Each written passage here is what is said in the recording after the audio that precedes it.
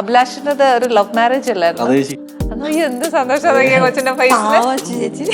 അത് പറയാൻ തുടങ്ങി ഷോ 3 എപ്പിസോഡ് ആക്കി ഉണ്ട്. സാരല്ല, ഞങ്ങൾക്ക് ഒരു ത്രെഡ് പറഞ്ഞാൽ മതി. അല്ല, എനിക്ക് കോളേജിൽ വെച്ചൊരു പ്രണയം ഉണ്ടായിരുന്നു. ആദ്യം ഞാൻ സെക്കൻഡ് ഇയർ പഠിക്കുമ്പോൾ ഫസ്റ്റ് ഇയറിലുള്ള ഒരു കുട്ടിയായിട്ട്, അന്ന് അശ്വതിയൊക്കെ ഫസ്റ്റ് ഇയറാ. അപ്പൊ അതായത് അന്ന് അവളായിട്ട് ഞങ്ങൾ തമ്മിൽ ഇഷ്ടമൊക്കെ ആയിരുന്നു. പക്ഷെ അത് ബ്രേക്കപ്പ് ആയപ്പോ അവളുടെ റൂംമേറ്റ് ആയിരുന്നു അശ്വതി. ആശ്വസിപ്പിക്കാൻ പോയതാണ് അല്ലേ? അതെ, അതായത് എന്റെ ഫ്രണ്ടിന് വേണ്ടി ഞാൻ അശ്വതിയെ പ്രപ്പോസ് ചെയ്തിട്ടുണ്ട്. അപ്പൊ പക്ഷെ അവൾ എന്നെ തെറി പറഞ്ഞു, ഞാൻ പഠിക്കാനോ കോളേജിൽ വരുന്നതൊക്കെ. അത് ഇത് എന്റെ ബ്രേക്കപ്പ് ആയപ്പോ ഞങ്ങൾ തമ്മിൽ ഭയങ്കര കമ്പനിയായി, ഞാനും അശ്വതിയും തമ്മിൽ. അങ്ങനെ സൗഹൃദം ഒരു 6-7 മാസം നല്ല സൗഹൃദമായിരുന്നു. പിന്നെ ഒരു ദിവസം ഞാൻ ഇഷ്ടമാണെന്ന് പറഞ്ഞു.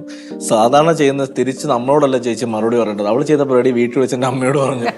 എന്റെ അമ്മയുടെ സ്വഭാവം ചേച്ചിക്ക് അറിയാലോ. അപ്പൊ അമ്മ 2 വീട്ടുകാരും വിളിച്ച് സംസാരിച്ചു.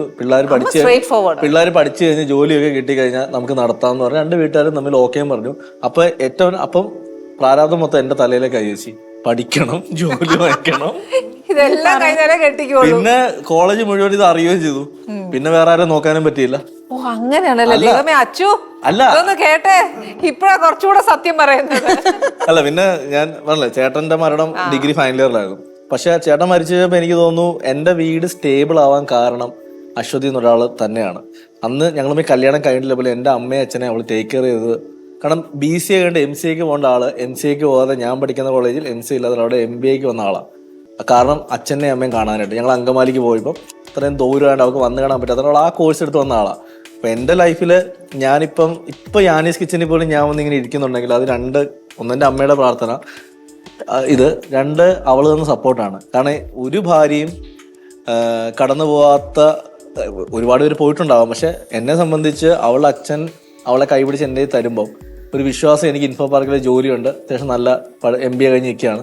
പക്ഷെ ആ ജോലി രാജിവെച്ച് ഞാൻ സിനിമയിലേക്ക് പോകുമ്പോൾ, ഒരു വരുമാനം ഇല്ലാതെ പോകുമ്പോൾ എൻ്റെ അടുത്ത് ഞാൻ കൂടെയുണ്ട് എന്ന് പറഞ്ഞത് അച്ഛനും പറയുന്നു, അശ്വതി പറയാണ്, ആര് ചോദിച്ചാലും ഞാനല്ലേ ഉത്തരം പറയണ്ടേ, ഞാൻ പറഞ്ഞോളാന്ന് പറഞ്ഞു. പിന്നെ ഇന്ന് എനിക്ക് തോന്നുന്നു കുറെ പോസിറ്റീവായിട്ടുള്ള സുഹൃത്തുക്കൾ കൂടെയുണ്ട്.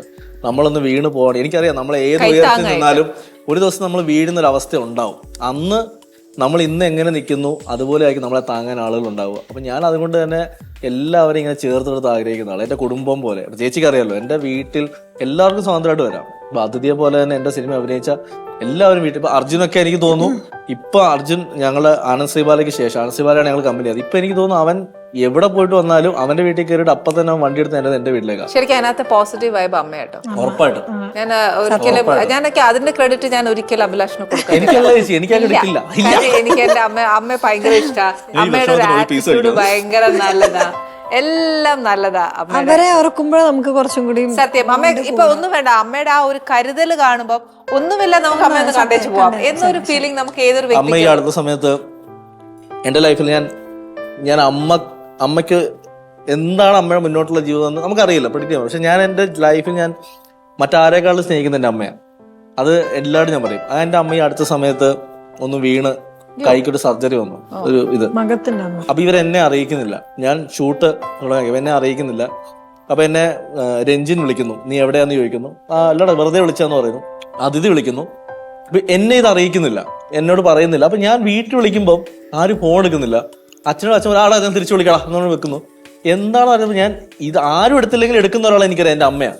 ഞാൻ അമ്മയെ വിളിച്ചാൽ അമ്മ ഫോൺ എടുക്കണം. അമ്മ ഫോൺ എടുക്കാതെ എനിക്കൊരു പേടി, അയ്യോ എന്തായെന്ന് പറഞ്ഞിട്ട് ഞാൻ അശ്വതി വിളിച്ചപ്പോൾ അവൾ കരഞ്ഞോണ്ട് പറഞ്ഞു, അല്ല അമ്മയൊന്ന് വീണു, ഞങ്ങൾ ലേക്ക് ഷോർ ഹോസ്പിറ്റലിൽ വരുമെന്ന്. സത്യം പറഞ്ഞാൽ ഞാനവിടെ ചെന്നിട്ട് എൻ്റെ ജീവിതത്തിൽ ഞാൻ ഇത്രയും, എൻ്റെ ചേട്ടൻ മരിച്ചപ്പോൾ പോലും ഞാൻ അത്രയും വിഷമിച്ചിട്ടില്ല. പക്ഷെ എൻ്റെ അമ്മയ്ക്ക് അത് വന്നപ്പോൾ എനിക്ക് ഭയങ്കര വിഷമമായി.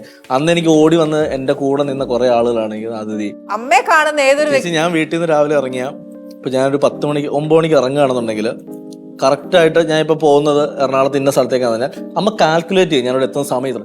കറക്റ്റ് ആ സമയത്ത് അമ്മ എന്നെ വിളിക്കും, മോനെ എത്തിയോടാന്ന് ചോദിക്കും. അപ്പൊ ഞാൻ പറഞ്ഞാൽ എത്തിയമ്മയെന്ന് പറയും. ഉച്ചയ്ക്ക് 1 മണിക്ക് കൃത്യം എന്നെ വിളിക്കും. ഇന്നും 1 മണിക്ക് എന്നെ വിളിച്ചത് നീ കഴിച്ചോന്ന് ചോദിക്കും. ഒരു ദിവസം ഞാനിത് അനുസരിച്ചിനെ തുറന്നു പറയുന്നത്, ഒരു ദിവസം ഒരു ഫംഗ്ഷനിൽ ഇരിക്കുമ്പോൾ അമ്മേനെ റിപ്പീറ്റ് വിളിച്ചുകൊണ്ടിരിക്കുക. അപ്പൊ ആ മീറ്റിംഗ് ഞാൻ ഭയങ്കര ഇറിറ്റേറ്റഡാണ്. കാരണം ആ മീറ്റിംഗ് ഞാൻ പോയ മീറ്റിംഗ് എനിക്ക് ഇറിറ്റേഷൻ. കാരണം വെച്ചാൽ എനിക്ക് ആ മീറ്റിംഗ് ഒട്ടും ഇഷ്ടപ്പെടുന്നില്ല. എനിക്ക് ആ ഓപ്പോസിറ്റ് ഇരിക്കുന്ന ആളുകളുടെ സംസാരം ഇഷ്ടപ്പെടുന്നില്ല. അപ്പൊ അമ്മ വിളിക്കുമ്പോൾ ഞാൻ എടുത്തിട്ട് പറഞ്ഞു, അമ്മേ ഞാൻ കഴിച്ചോളാം എനിക്കറിയാം എന്നുകൊണ്ട് ഞാൻ ഫോൺ കട്ട് ചെയ്തു. അമ്മ ഒന്നും പറഞ്ഞില്ല. ഞാൻ തിരിച്ച് വീട്ടിൽ ചെല്ലുമ്പോൾ അശ്വതിയുടെ അടുത്ത് ചോദിച്ചു, അമ്മ വിളിച്ച ഉച്ചയ്ക്ക് എന്തെങ്കിലും പറഞ്ഞു? ഇല്ല, അമ്മ ഉച്ചയ്ക്ക് കഴിച്ചിട്ടില്ല. ഞാൻ പെട്ടെന്ന് ഞാൻ പറഞ്ഞു, ഞാൻ വെറുതെ പറഞ്ഞൊരു വാക്കിന്റെ കൊടുത്ത.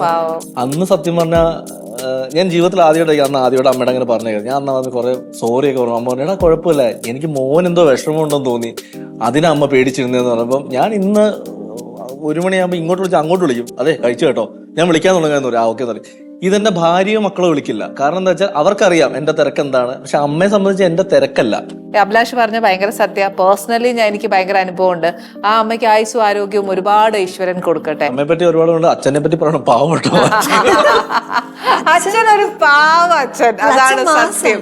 അച്ഛന്റെ കുഴപ്പം എന്താ വെച്ചാൽ ഇപ്പൊ ഈ അച്ഛനാണ് സത്യം പറഞ്ഞ ഈ സിനിമ എന്നൊരു പരിപാടി എന്റെ തലയിലിട്ടത്. കാരണം പണ്ട് ഞാൻ ഇപ്പൊ എല്ലാ ഇന്റർവ്യൂ ഞാൻ പറയണം, ഈ വെള്ളിയാഴ്ചകളിലൊക്കെ അച്ഛൻ പറയടാ പോയി സിനിമ ആണെന്ന് പറയും, സ്കൂളിൽ പോയില്ലെങ്കിലും കുഴപ്പമില്ലെന്ന് പറയും.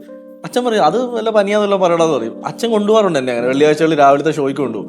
അപ്പം ഈ ജോലി കളഞ്ഞ സിനിമയിലേക്ക് പൊക്കോട്ടെ എന്ന് അച്ഛനോടേക്കും അച്ഛൻ അടുത്ത മൊമെന്റ് എൻ്റെ അടുത്ത് പറഞ്ഞു ജോലി രാജിച്ച് പോടാന്ന് പറഞ്ഞു. നിന്റെ സ്വപ്നം നേടാൻ പറ്റും, നീ പോയി നേടാന്ന് പറഞ്ഞു.